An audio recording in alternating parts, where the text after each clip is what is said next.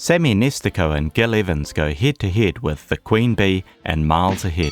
I'm going to compare the techniques of these amazing composer-arrangers. Why these two charts? Because they are both original compositions and because they share some really interesting aspects. And by the way, it's not a competition. If you like one better than the other, then that's good. But I just think this is a great way to learn about jazz big band arranging.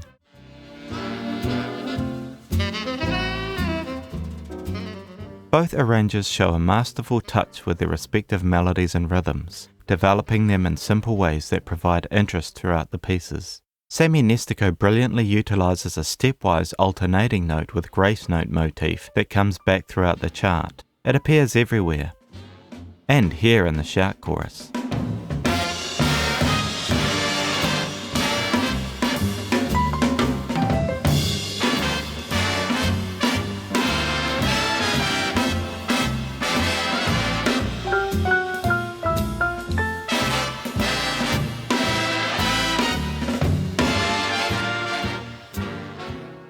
There are also quite a few blues inflections throughout the piece. All of this means that the melodies are very singable and memorable.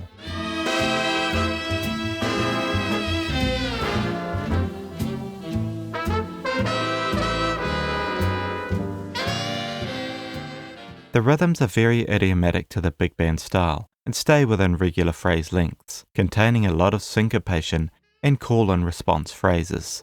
Nestico develops the melodies by changing the rhythm of the main motifs throughout. This is a simple device that works brilliantly well. Have a look at how the main motif develops throughout the chart.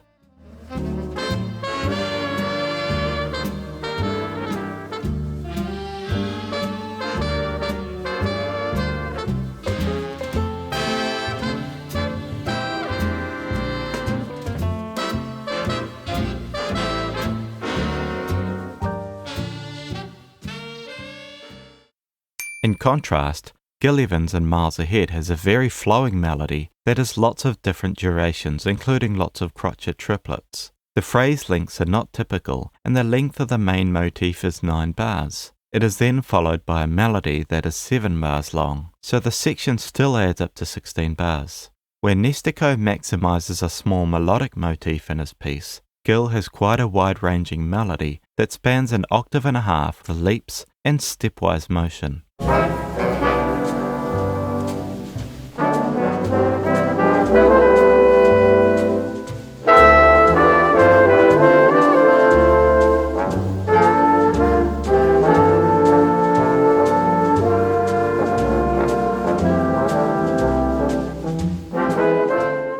The shout chorus in Miles Ahead features a sophisticated melody that utilizes diminution. It has a rising 3-note motif followed by a melody downwards that rhythmically accelerates towards its climax with some double-time rhythms.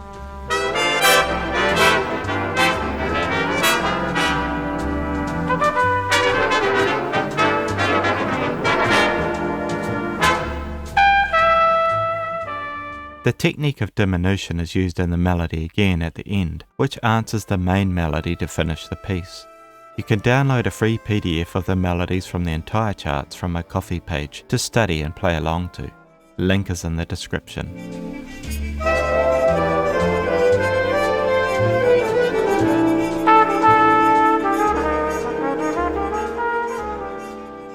The Queen Bee has a standard big band instrumentation of 5 saxes, 4 trumpets, 4 trombones and rhythm section. Gil Evans was well known for his unique instrumentations, and here he exchanges 5 saxophones for 1 alto sax, clarinet doubling bass clarinet, and 2 more bass clarinets. He has a larger brass section with 2 French horns, Miles Davis plus 5 trumpets, 3 trombones, 1 bass trombone, and tuba. For the rhythm section, there are only bass and drums. Interestingly, there are 12 brass to only 4 woodwinds compared with the standard big band, which has 8 brass to 5 winds. This is striking as you don't think of Gil's music as being particularly brassy, and as we'll see later he utilizes the tutti texture far less than Sammy Nestico does. And I'd say that this is a trend you'd see in more of their work. But it's the combinations of softer brass, flugelhorn and French horns, and woodwind that give Gil's music its special colour. There is a notable difference in harmonic conception between the pieces. Sammy uses the more typical method of the horns following the rhythm section, voicing them in blocks. However, he does add more chords in the rhythm section sometimes to increase the harmonic movement during ensemble passages. This is pretty typical for big band writing. The harmony is functional, utilizing standard jazz changes with plenty of secondary dominance.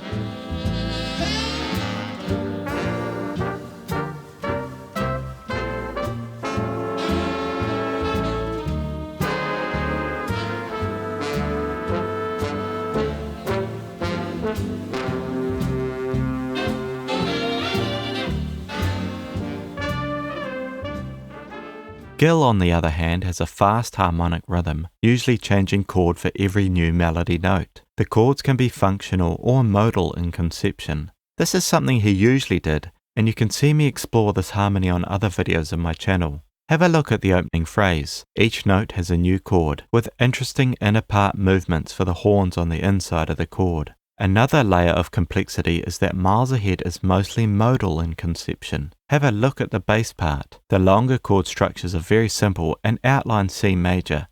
Not having a piano or guitar playing during these ensemble moments allows Gil to utilize the fast harmonic rhythm in the horns above and still keep a cool, smooth texture throughout.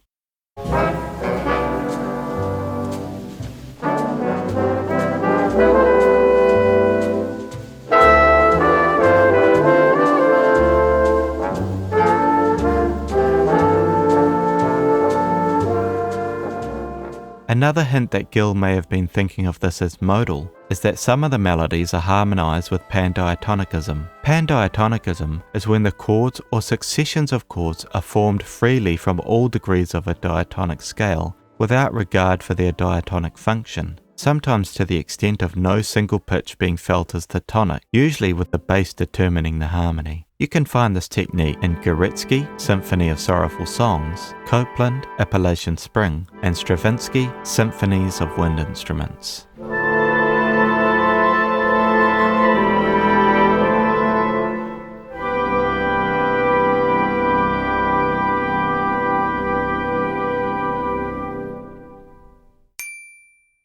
Owing to the instrumentation, Sammy Nestico utilizes more traditional big band textures than Gil does. Gil Evans's instrumentation isn't standard, so he has more options in terms of non-standard combinations.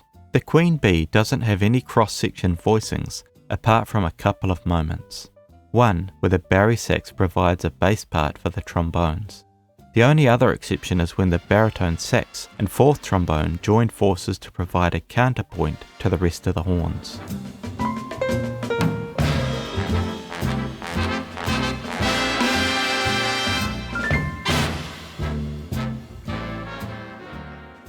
One thing I love about the Queen Bee is how Sammy Nestico maximizes the standard big band instrumentation and textures typical to the style.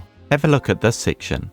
The trumpets and trombones play the melody in octave unison, with saxophones supporting and answering in harmony. The saxes then launch into the melody in octave unison as the brass answer in harmony. The saxes then continue the melody in harmony, unifying into a unison note that the brass answer in a nice fat harmony. It keeps the chart continually fresh and exciting.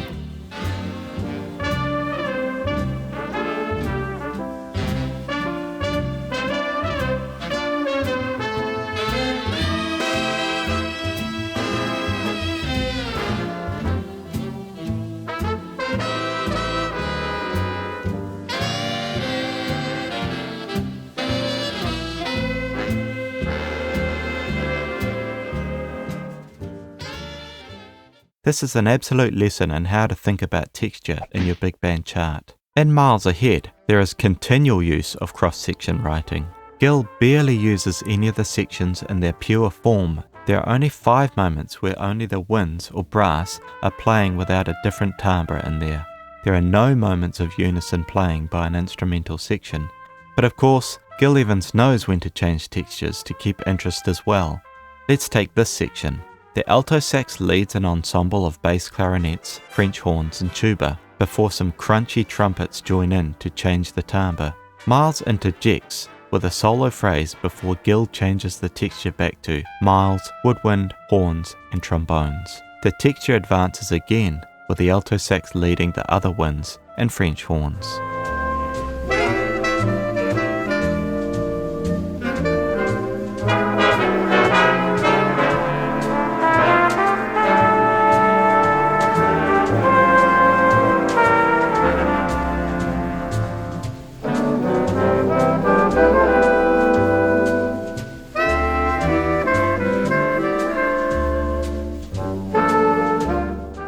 As I mentioned earlier when talking about instrumentation, Gil uses a full tutti quite a bit less than Sammy Nestico does in Queen Bee. Of the 116 bars in the Queen Bee, there are roughly 15 timbre changes, with tutti for 41 bars, 28 of which are climactic. In the 100 bars of Miles Ahead, there are 17 timbre changes, tutti for 14 bars, with only 7 of them being climactic.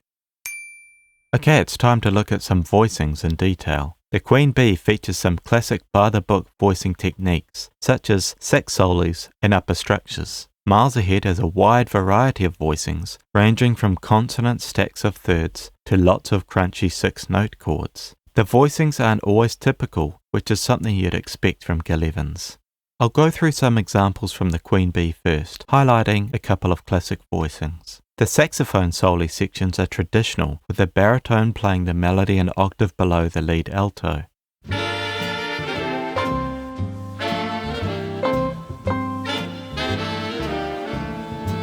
He'll sometimes spread the saxophone voicings at cadences and when he wants a rich sound to transition to a new section.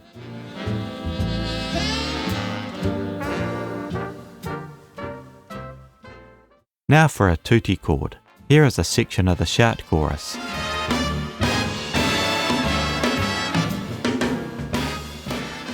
A G13 sharp 11. The trombones are in a nice place in their register, with the root, 7th and 3rd covered, and the first trombone has the 13th. The saxes reinforce all of these pitches, with the first alto doubling the melody down the octave on the 9th.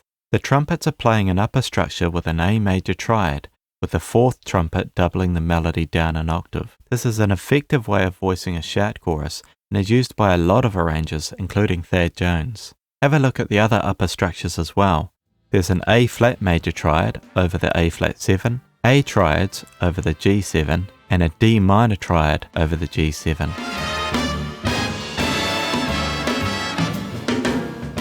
And now for a look at a couple of voicings from Miles Ahead. Here's an interesting voicing. Keep in mind that there is no piano or guitar here, so the horns are providing all of the harmony. The alto sax leads 3 bass clarinets and 2 French horns over the acoustic bass. There's contramotion and diatonic planing. This is a nice open voicing with a low positioned 11th. The flat 7 is the melody, and a 5th below that is the 3rd, and then the root note, and then the 5th of the chord, with the 11th just below it. It's in the spirit of the open and modal harmony of the arrangement.